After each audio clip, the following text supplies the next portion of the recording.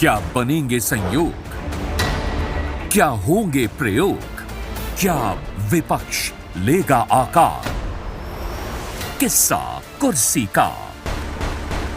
नमस्कार, स्वागत है आपका डी मीडिया राजस्थान पर। मैं हूं दीपक सैनी और आज मैं आपको ऐसी शख्सियत से मिलाने जा रहा हूं जो शिक्षा के क्षेत्र में तो आगे है ही और समाज सेवा में भी काफी अहम भूमिका निभाती है। एक ऐसी महिला से मैं आपको मिलाने जा रहा हूं जो चोमू क्षेत्र में विधायक पद की उम्मीदवारी जता रही है, जो लगातार सक्रिय भूमिका एक पार्टी की कार्यकर्ता के रूप में निभा रही है। हमारे साथ चोमू विधानसभा क्षेत्र से भाजपा पार्टी के विधायक उम्मीदवार के तौर पर भाजपा महिला नेत्री डॉक्टर सुषमा यादव है। सीधे उनसे बातचीत करते हैं। मैडम, बहुत बहुत स्वागत है आपका डी मीडिया राजस्थान पर। जी नमस्कार दीपक जी, आपका भी बहुत बहुत आभार है। मैडम, सबसे पहले हमारे दर्शक जो है यहाँ की चोमू विधानसभा क्षेत्र की जनता ये चाहती है, आपका परिचय दीजिए। मैं सुषमा यादव हूँ, चोमू की रहने वाली हूँ। जो चोमू का सबसे जो पुराना परिवार है, धाबाई परिवार है, तो मैं उसकी रहने वाली हूँ। मेरी शादी यहाँ हुई है। पियर मेरा बहरोड है और जब से शादी हुई है मैं यहाँ रह रही हूँ। मेरी एजुकेशन है, मैंने बीए बीएड किया है, एमए एमएड हूँ और पीएचडी हूँ एजुकेशन से। फिलहाल आप एजुकेशन में तो आगे हैं, क्योंकि हमने जिस तरह से पता लगा है कि आप एक निजी कॉलेज की प्रिंसिपल भी हैं और लगातार शिक्षा को बढ़ावा देने के लिए और युवतियों को जागरूक करने के लिए इस तरह से समाज सेवा का भी काम कर रही है। कुछ तरह की संस्था भी आप चला रही, इस तरह की भी बात है? देखिए, मुझे 20 साल हो गए हैं एजुकेशन से जुड़े हुए, क्योंकि मैंने अपनी कॉलेज एजुकेशन इस तरह के लिए है कि मैं महिलाओं के लिए, सभी तबके के लिए एजुकेशन में मैं काम करना चाहती हूँ कि एजुकेशन हमारा अच्छा होगा तो हमारा देश विकास करेगा। 20 साल हो गए मुझे एजुकेशन से जुड़े हुए। पहले मैंने टीचिंग से शुरुआत की, उसके बाद मैं आज एक निजी कॉलेज की प्रिंसिपल हूँ और मैं एक हॉस्टल में, गर्ल्स के जहाँ हॉस्टल चलता है वहाँ से मैंने शुरुआत की थी। तो जब से जाना कि जैसे मेरे पास गर्ल्स आई, आज से 20 साल पहले मैं उनके कांटेक्ट में आई, उनकी समस्याओं के बारे में जाना। उसके बाद से फिर मैंने समाज के रूप में, सामाजिक रूप से कार्य किया और 2013 में मैं पार्टी की मंडल अध्यक्ष बनी, भारतीय जनता पार्टी की। तो तब से मैंने पार्टी के लिए काम किया है, 2013 से कर रही हूँ। 2018 में मैंने इसी क्रम को आगे करते हुए कि मैं महिलाओं की उनको कैसे मोटिवेट कर सकती हूँ, उनको कैसे आगे बढ़ा सकती हूँ, उसके लिए मैंने जानवी वुमन एम्पावरमेंट शुरू किया, जो 2018 से चल रहा है, जिसमें मैं महिलाओं की, लड़कियों की एजुकेशन, उनकी हेल्थ और जो गरीब तबके के लोग हैं, मैं उनके लिए काम करती आ रही हूँ। आज जो आपकी संस्था है जो गरीब लोगों के लिए संस्था काम कर रही है, राजनीति तक पहुंचने के लिए परिवार का भी सपोर्ट कहीं ना कहीं जरूरी होता है। तो आपको क्योंकि आप एक हाउसवाइफ भी है, उसके बावजूद आप वर्क भी कर रही हैं और फिर यहाँ तक पहुंचना किस तरह से स्ट्रगल रहा आपका? और मैं ये सब चीजें बैलेंस कर पाई अपने परिवार की वजह से, अपने हस्बैंड की वजह से। मेरे हस्बैंड ने मुझे मेरा हर संभव मेरे को सपोर्ट किया और मुझे आगे बढ़ने के लिए मोटिवेट किया। मेरे बच्चे, मेरा समाज और चोमू जो विधानसभा क्षेत्र का जो प्रत्येक नागरिक है, उन सब ने मुझे आगे बढ़ने के लिए प्रेरित किया और जिसकी वजह से मैं काम कर रही हूँ और आज मैं एक राजनीतिक तौर पे भी मैं लोगों की सेवा। चलिए ये बता दीजिए कि राजनीतिक क्षेत्र में तो आप आ गए हैं, पिछले जिस तरह से आपने बताया 2012 से आप वर्क कर रहे हैं और राजनीतिक क्षेत्र आप काफी अनुभव रखती है। चोमू विधानसभा क्षेत्र की बात करते हैं तो आप इस समय विधायक उम्मीदवारी जता रही हैं और इस समय भाजपा से अगर माने चोमू विधानसभा क्षेत्र में तो 4-5 उम्मीदवार मैदान में हैं। लेकिन जनता में जब हम गए, क्योंकि हम चुनावी चौपाल एक कार्यक्रम चला रहे हैं, उसमें हम रुझान आ रहा है कि सब जनता परिवर्तन चाहती है दोनों ही पार्टियों से। तो क्या लगता है आपको, जिस तरह से आप जनसंपर्क यात्रा निकल रही है, जनता का क्या रुख है इस बार?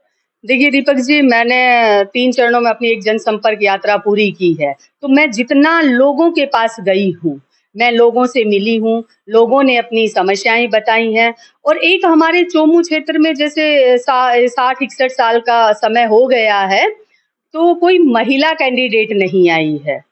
तो लोग कह रहे हैं कि मैडम अभी वो देखना चाहते हैं, कि चेंज देखना चाहते हैं। मैं लोगों के बीच में जितना गई हूँ, उन्होंने कहा है कि परिवर्तन, जितना मैंने जाना परिवर्तन चाहते हैं लोग। मैं उनके बीच में गई उनकी समस्याओं अभी के सब बारे में। चाहते हैं कि इस बार चेहरा बदले, और महिला के तौर पर जिस तरह से आप आगे आ रहे हैं, तो लोग जरूर जिस तरह से बता रहे हैं, परिवर्तन की मांग भी है इस बार। क्या लगता है कि इस बार पार्टी आलाकमान की तरफ से क्या होने वाला है? देखिए, हमारा काम है, मेरा काम है कर्म करना, और मैं पार्टी की एक कार्यकर्ता के रूप में बहुत लंबे समय से काम करती आ रही हूँ। और जिस तरह से मैं काम कर रही हूँ, मैं फील्ड में जा रही हूँ, लोगों का मुझे सपोर्ट मिल रहा है, उनका जो समूह है वो मेरे साथ भी होता जा रहा है, और जिससे मुझे आगे काम करने की भी प्रेरणा मिलती जा रही है।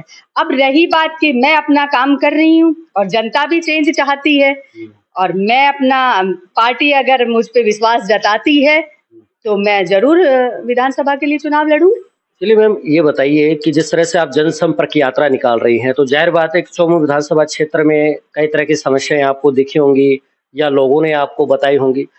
चौमू विधानसभा क्षेत्र में प्रमुखता से क्या-क्या समस्याएं आप देखती है? अगर आपको पार्टी आलाकमान टिकट देता है, तो किस तरह से आप उनका समाधान करा पाएंगी? देखिए, चोमू की जो मेन समस्या है, पानी की समस्या है।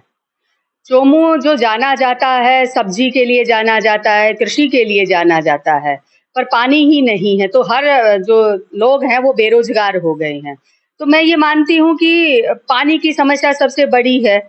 हमारी पानी के लिए हमें प्रयास करना चाहिए। पानी है नहीं, लेकिन प्रयास करना चाहिए। उसके लिए कुछ एनिकेट्स हैं, वो बनने चाहिए थे, जिससे लोगों की समस्याएं दूर हो सके। पानी चोमू में एक अभी नगर पालिका से नगर परिषद बन गया है, और सीवरेज लाइन भी यहाँ की जो बड़ी समस्या है। चोमू का जो युवा है वो बेरोजगार है, उसके पास रोजगार नहीं है। और एक जो युवा है जो आज की डेट में चल रहा है कि कहीं भी ये जो लाइब्रेरी है ये नहीं है युवाओं के लिए। तो अगर मुझे मौका मिलता है तो मैं युवाओं के लिए काम करूंगी कि हर पंचायत पे एक एक लाइब्रेरी होनी चाहिए, जिससे आज का हमारा युवक और जो युवतियां हैं उनको पढ़ने के लिए, गरीब माँ बाप की जो बच्ची हैं तो उनको लाइब्रेरी मुहैया है तो वो अपनी शिक्षा के क्षेत्र में आगे बढ़ सके हैं। मैं ये सारे कामों पे ध्यान दूंगी। बिल्कुल, जिस तरह से बता रही है कि पानी है वो प्रमुखता से समस्या है, इसके साथ-साथ शिक्षा को बढ़ावा देने का इनका एक मोटिवेट है, जो इनका हमेशा से एक संकल्प रहा है, बच्चों को आगे किस तरह से बढ़ाया जाए। चौमू विधानसभा क्षेत्र में जनसंपर्क यात्रा में जैसे कि हमने भी कवरेज किया था उस समय आपका, 1 लाख लोगों से अब तक आप मिल चुकी हैं, और आगे किस तरह से रणनीति है, किस तरह से आप जनसंपर्क करेंगे, किस तरह से लोगों के बीच जाएँगे? इस तरह से कुछ बताना चाहें? मेरी रणनीति यही है कि मैं भारतीय जनता पार्टी के लिए मैं एक कार्यकर्ता हूं, और मैं हमारी भारतीय जनता पार्टी की जो सदस्यता अभियान है, मैं ज्यादा से ज्यादा लोगों को भारतीय जनता पार्टी से जोड़ सकूं। माननीय प्रधानमंत्री मोदी जी की जो योजनाएं हैं उनको मैं जन जन तक पहुंचा सकूं और मैं लोगों से मिल सकूं। यही मेरा काम है, ये मेरा उद्देश्य रहे। चौमू विधानसभा क्षेत्र की जनता का जिस तरह से समर्थन आपको मिल रहा है, क्योंकि जनसंपर्क यात्रा जब आपकी निकली थी, तो जन समूह आपके साथ चल रहा था। उस समर्थन के लिए आपको क्या कुछ कहना है? मैं सभी चोमू विधानसभा के क्षेत्रवासियों का तहे दिल से शुक्रगुजार हूं कि उन्होंने मुझे जो प्यार दिया, जो अपनापन दिया, उन सब के लिए उनका शुक्रिया, और आशा करती हूं कि ये प्यार, उनका विश्वास ये मुझे आगे भी मिलता रहे। अगर आला कमान मुझे टिकट मिलता है तो मैं जरूर चुनाव लड़ूंगी, और आशा करूंगी कि सबका स्नेह हमेशा मेरे साथ बना रहे। धन्यवाद। चलिए, ये थी डॉक्टर सुषमा यादव, जो चौमू विधानसभा क्षेत्र से भाजपा पार्टी से विधायक पद की उम्मीदवारी जता रही हैं, और लगातार जिस तरह से सक्रिय भागीदारी निभा रही हैं, इस समय सदस्यता अभियान भी चल रही है, भाजपा पार्टी को मजबूत करने का काम कर रही है, और जनसंपर्क यात्रा के माध्यम से लोगों के बीच जा रही है, उनकी समस्या को सुन रही है, भाजपा पार्टी की विचारधाराओं को, उनकी योजनाओं को जन जन तक पहुंचाने का काम कर रही है। अब ये तो पार्टी के आलाकमान पर निर्भर करता है कि किसको टिकट मिलेगा, कि किसके सिर पर ताज सजेगा, ये तो आने वाला भविष्य ही बताएगा। फिलहाल आप देख रहे हैं डी मीडिया राजस्थान, मैं हूं दीपक सैनी, चौमू। क्या बनेंगे संयोग? क्या होंगे प्रयोग? क्या विपक्ष लेगा आकार? किस्सा कुर्सी का।